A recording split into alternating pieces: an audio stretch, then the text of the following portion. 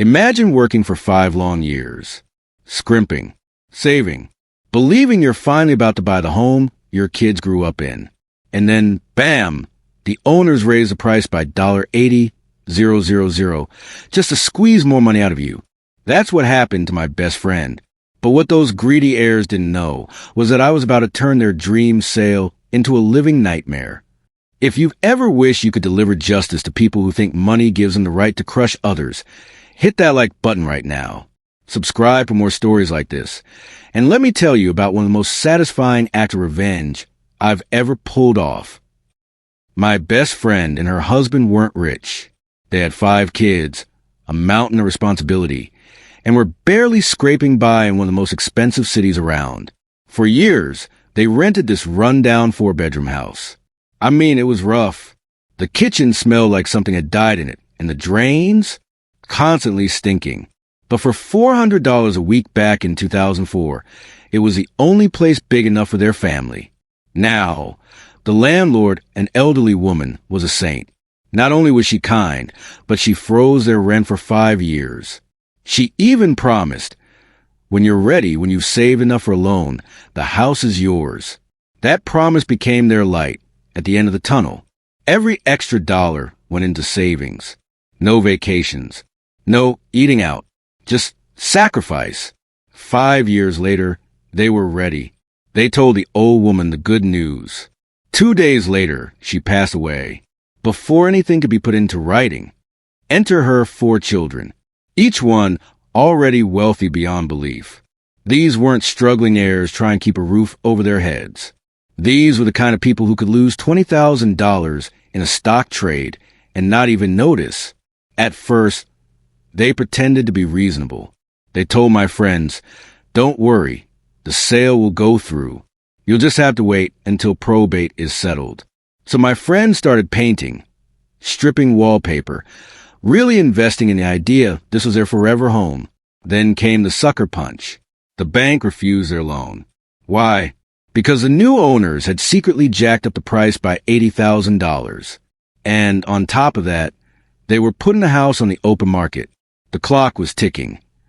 In just 7 days, there would be an open house. Think about it. 5 kids, skyrocketing rents, no affordable houses big enough anywhere nearby. If they lost this place, they were finished. My friends were devastated. And me? I wasn't just angry. I was shaking. My stomach was twisted in knots. My jaw clenched so hard, I thought my teeth would crack. These heirs, already dripping in wealth, were trying to squeeze a struggling family dry. Not because they needed to, because they could.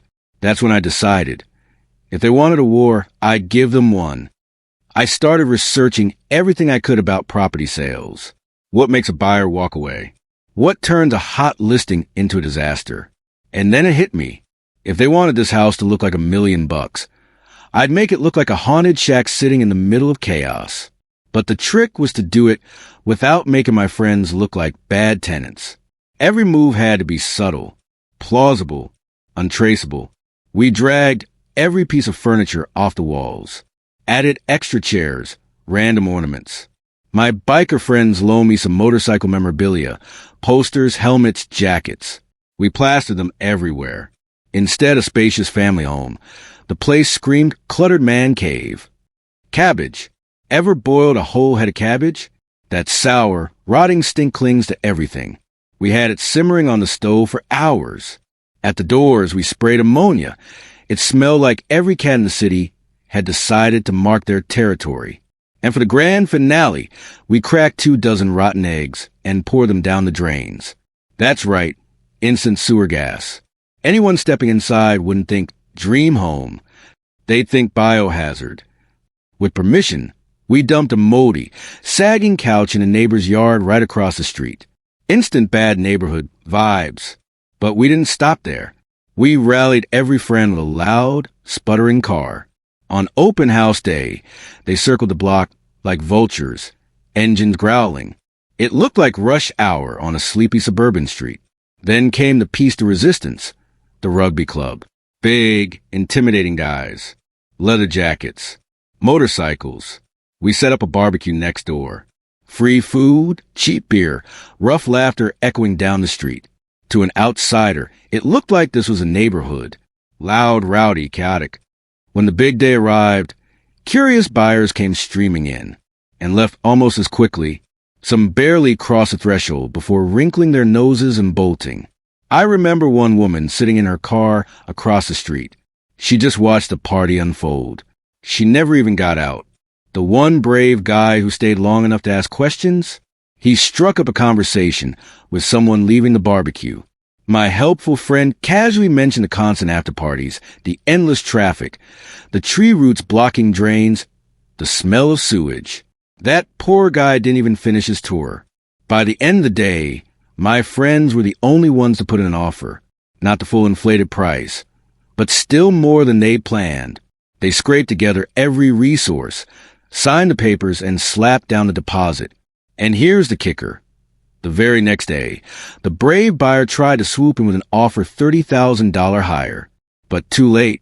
Thanks to strict anti-gazumping laws, once my friend's contract was signed, it was locked. I can only imagine the look on those greedy heirs' faces. They thought they'd tricked a struggling family into lining their already bulging pockets. Instead, they got stuck with the one deal they never wanted. The original tenants, at a price far lower than their fantasy number. And my friends? They finally got their home. The moment I heard the sale was final, I felt this wave of relief crash over me. Months of worry for my friends, nights of planning, the smell of that cursed cabbage. It was all worth it. Justice had been served, not in some courtroom, but right there in that old, smelly, cluttered house. You know, revenge doesn't always have to be cruel. Sometimes it's just about leveling the playing field. Those heirs thought they could crush a family without consequence. What they didn't expect was the power of community, creativity, and a little bit of cabbage. If this story gave you chills, or maybe even a little inspiration, smash that like button. Tell me in the comments, what's the most satisfying revenge you've ever seen?